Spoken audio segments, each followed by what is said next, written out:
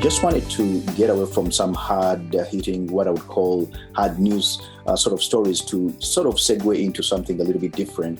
And that is to invite my good friend, Mr. Solomon.W.Jagwe, to kind of give us a little bit of an interlude. One of the things that we did promote and advertise in this era of COVID was, what I would call online schooling. And Mr. Jagwe, who happens to be a fellow OB of mine from King's College, Budo, created an animation for kids to be able to learn from home.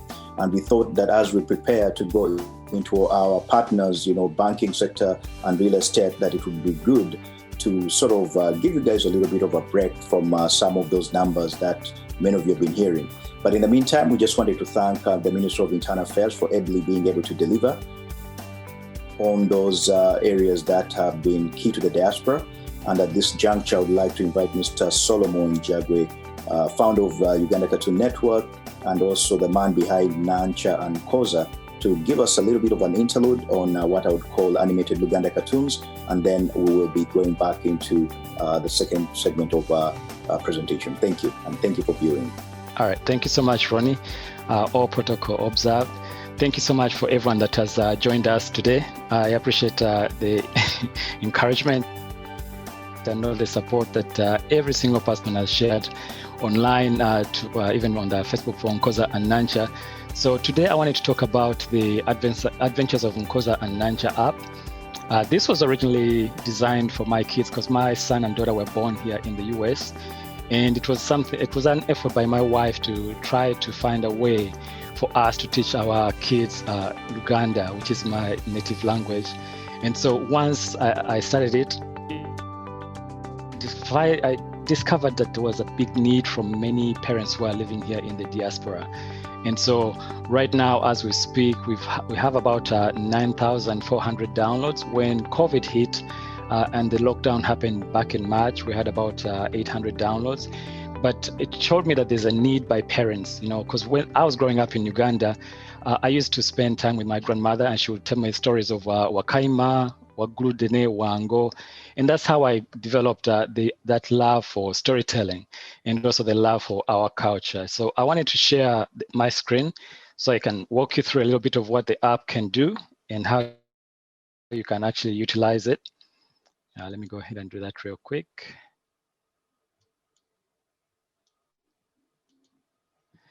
So this is the Nkoza and Nancha app, and it's available on iOS and Android as well as Amazon. And you can download it on your tablet or your iPad, your iPhone, depending on which platform that you're using. And the way it works is that we offer free lessons under the Learning tab. And we're trying to expand to cover all the languages in Uganda. But for now, we're starting with Luganda and Swahili. And under Luganda, you have all these categories that the child can learn from home. Learn how fruits are called in Luganda. We've made it possible for them to learn both the English Nyanya. word. For example, tomato is nyanya, and if they want, they can actually replay the sound.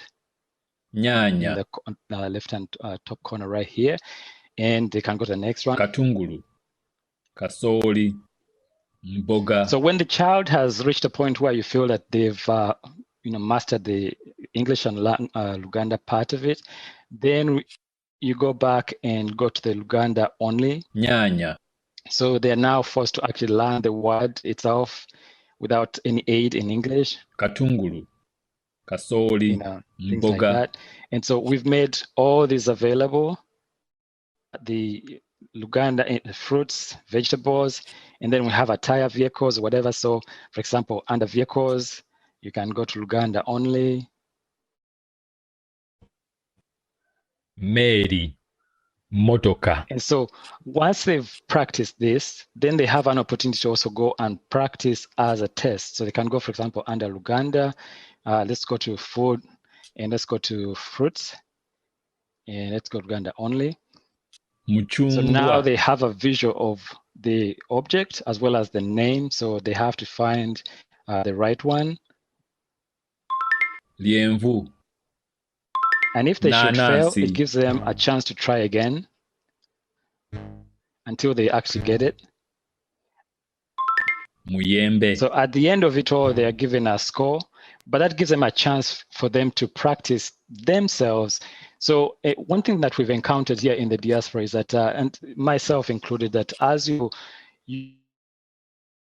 come to the diaspora, to America or even Canada or whatever, but you have such a long schedule and you are working late. And so myself, like I used to work in the gaming industry, and I used to work late hours. So by the time I got home, my kids were already sleeping. So this gave my wife an opportunity for her to teach my kids to count, for example, in Uganda.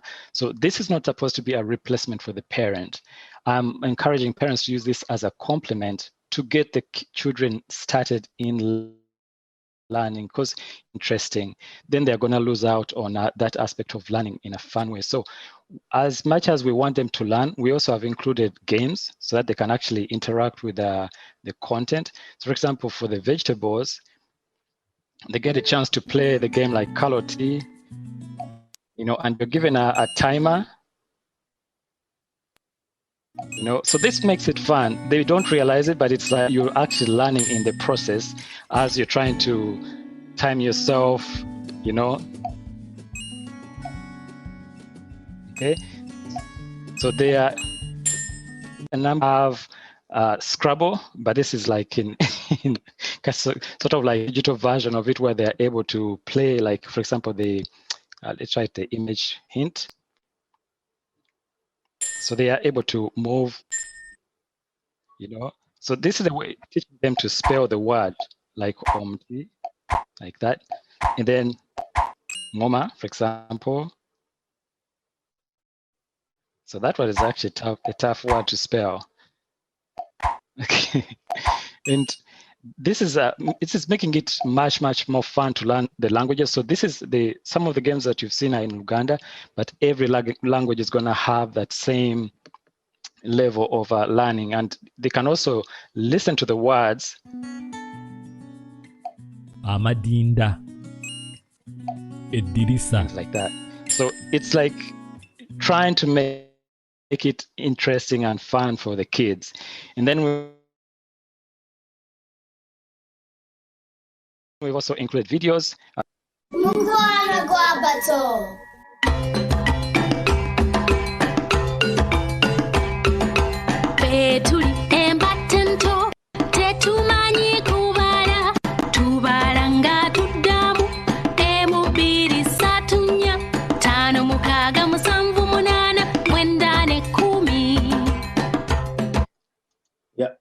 So I don't know if you could hear the sound with that.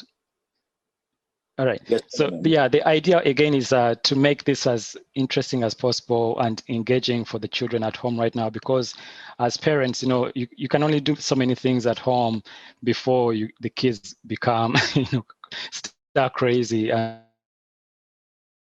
you want them engaged and all that. So I really thank everyone that has supported us in this process and everyone that has contributed to this journey. We want to encourage every single parent that is at home that please spend time with your kids and teach them a language, teach them something that of your native culture, so that they are engaged. Because I don't know if we ever get this time back where we are at home with this much time with our children. And Uganda's population right now, 78% of us, even more, are 30 years and below. So we're a young country. The elders are passing away, and so the mantle is passing on to us, the young generation, to carry on the culture. And that's why I think we need to harness the technology and also the ability for us to tell the stories that our grandparents told us, so that we can impact the children and encourage them.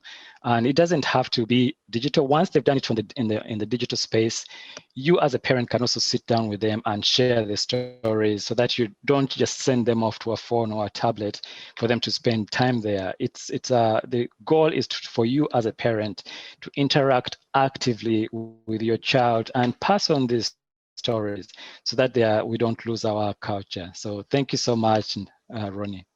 Yeah, thank you so much, Mr. Solomon.Jagwe. Ladies and gentlemen, that's Mr. Solomon.Jagwe all the way from Virginia. We thank you so much for having made the time, and hopefully some parent was able to pick up on that, and better still, how they can be able to utilize the homeschooling.